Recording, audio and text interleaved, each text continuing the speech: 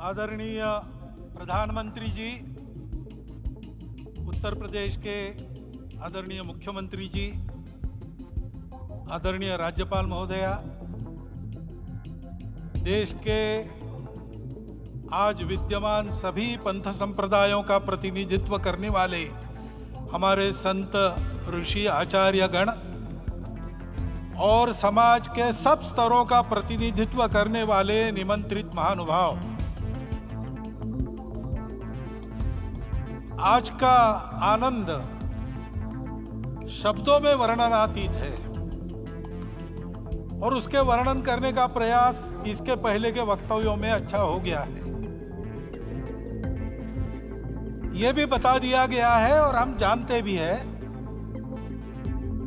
कि आज अयोध्या में रामलला के साथ भारत का स्व लौट के आया है।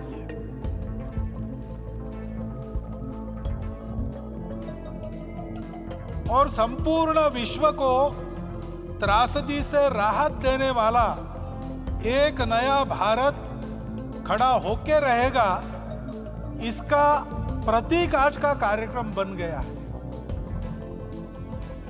ऐसे समय में आपके उत्साह का, आपके आनंद का वर्णन कोई नहीं कर सकता। हम यहां पर अनुभव कर रहे, पूर्ण देश में यही वातावरण है। छोटे छोटे मंदिर के सामने दूरदर्शन पर इस कार्यक्रम को सुनने वाले हमारे समाज के करोड़ों बंधु वहां पहुंच न पाए, ऐसे घर घर के हमारे नागरिक सज्जन, माता भगिनी सब भाव विभोर है, सब में आनंद है, सब में उत्साह है। और ऐसे समय में जोश की बातों में थोड़ी सी होश की बात करने का काम मुझे ही दिया जाता है।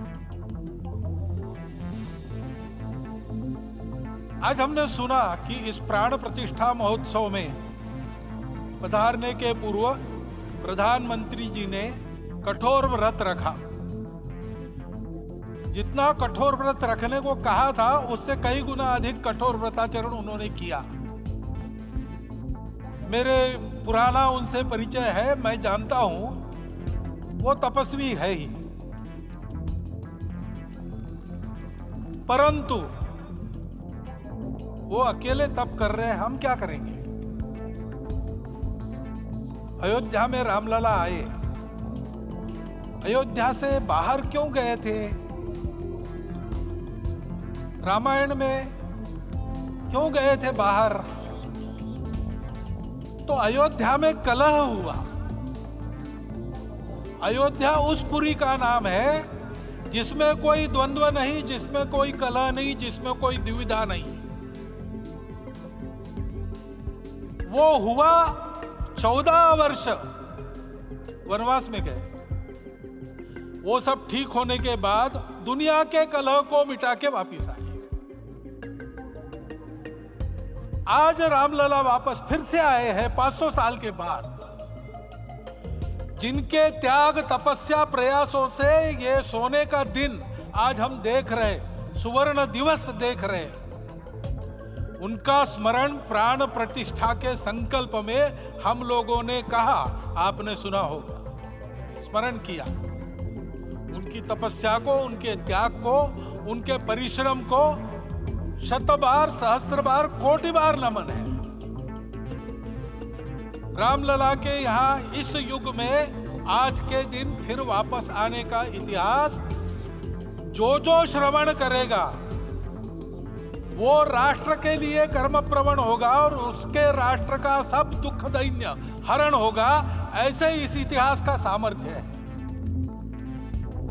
परंतु उसमें हमारे लिए कर्तव्य का आदेश भी है। प्रधानमंत्री जी ने तप किया, अब हमको भी तप करना है। राम राज्य आने वाला है, वो कैसा था? दैहिक दैविक भौतिक तापा, राम राज नहीं कहु व्यापा। सब नर करहि परस्पर प्रीति, चलहि स्वधर्म निरत श्रुति नीति। सब निर्दंभ धर्म रत पुनि, नर अरु नारी चतुर सब गुनी। सब गुणज्ञ पंडित सब ज्ञानी, सब कृतज्ञ नहीं कपट सयानी। राम राज्य के सामान्य नागरिकों का जो वर्णन है, हम भी इस गौरवमय भारतवर्ष की संतानें हैं। कोटि कोटि कंठ उसका जयगान करने वाले हमारे हैं। हमको इस प्रकार के व्यवहार को रखने का तप आचरण करना पड़ेगा। हमको भी सारे कलह को विदाई देनी पड़ेगी। छोटे छोटे परस्पर मत रहते हैं, छोटे छोटे विवाद रहते हैं, उसको लेकर लड़ाई करने की आदत छोड़ देनी पड़ेगी। आखिर है क्या? ये बात बताई, वो सामान्य नागरिक कैसे थे? निर्दंभ, प्रामाणिकता से आचरण करने वाले, केवल बातें करने वाले नहीं और बातें करके उसका अहंकार पालने वाले नहीं थे। काम करते थे, आचरण करते थे और अहंकार नहीं था। ऐसे वो थे और धर्मरत थे। यानी क्या थे? इस पर कठिन भाषा में प्रवचन बहुत लंबा हो सकता है, लेकिन थोड़े में धर्म के जो 4 मूल्य जिनकी चौखट पर धर्म है, ऐसा श्रीमद् भागवत में बताया है, सत्य, करुणा, शुचिता, तपस, उसका आज हमारे लिए युगानुकूल आचरण क्या है? तो सत्य कहता है कि सब घटों में राम है, ब्रह्म सत्य है, वही सर्वत्र है। तो हमको ये जानकर आपस में समन्वय से चलना होगा, क्योंकि हम चलते हैं, सबके लिए चलते हैं, सब हमारे हैं, इसलिए हम चल पाते हैं। और इसलिए आपस में समन्वय रखकर व्यवहार करना, यह धर्म का पहला जो पैर है, सत्य, उसका आचरण है। करुणा दूसरा कदम है, उसका आचरण है सेवा और परोपकार। सरकार की कई योजनाएं गरीबों को राहत दे रही, सब हो रहा है, लेकिन हमारा भी कर्तव्य है, ये सब समाज बांधव हमारे अपने बंधु हैं। तो जहां हमको दुख दिखता है, पीड़ा दिखती है, वहां हम दौड़ जाए, सेवा करें, दोनों हाथों से कमाएं, अपने लिए न्यूनतम आवश्यक रखकर बाकी सारा वापस दे, सेवा और परोपकार के माध्यम से। यह करुणा का अर्थ आज है। शुचिता पर चलना है, यानी पवित्रता होनी चाहिए। पवित्रता के लिए संयम चाहिए, अपने को रोकना है। सब अपनी इच्छाएं, सब अपने मत, सब अपनी बातें ठीक होंगी ही ऐसा नहीं, और होगी तो भी अन्यों के भी मत है, अन्यों की भी इच्छाएं हैं। और इसलिए अपने आप को संयम में रखते हैं तो सारी पृथ्वी सब मानवों को जीवित रखेगी। गांधी जी कहते थे, earth has enough for everyone's need but it cannot satisfy everyone's greed. तो लोभ नहीं करना, संयम में रहना और अनुशासन का पालन करना, अपने जीवन में अनुशासित रहना, अपने कुटुंब में अनुशासन रहना, अपने समाज में अनुशासन रहना। सामाजिक जीवन में नागरिक अनुशासन का पालन करना। भगिनी निवेदिता कहती थी कि स्वतंत्र देश में नागरिक संवेदना रखना और नागरिक अनुशासन का पालन करना, यही देशभक्ति का रूप है। इससे जीवन में पवित्रता आती है। और तपस का तो मूर्तिमान उदाहरण आपके सामने आज दिया गया। व्यक्तिगत तपस तो हम करेंगे, सामूहिक तपस क्या है? संगच्छध्वम संवदध्वम सम वो मनावसी जानता।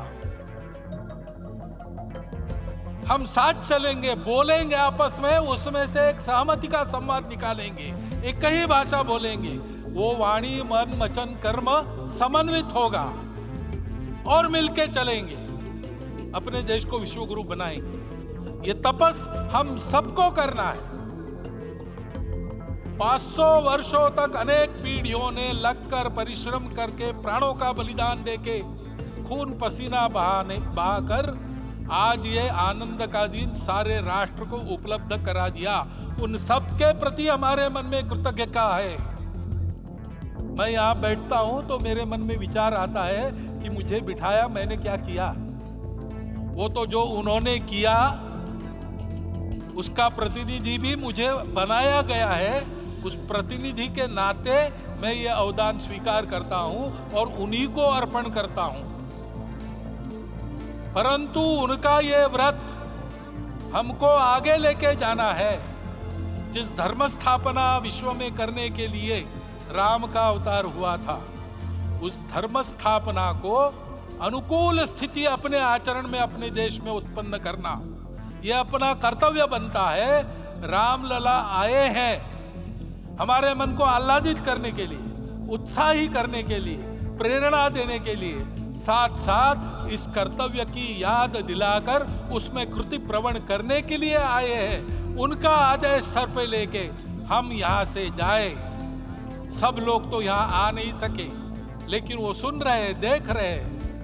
अभी इसी क्षण से इस व्रत का पालन हम करेंगे तो मंदिर निर्माण पूरे होते होते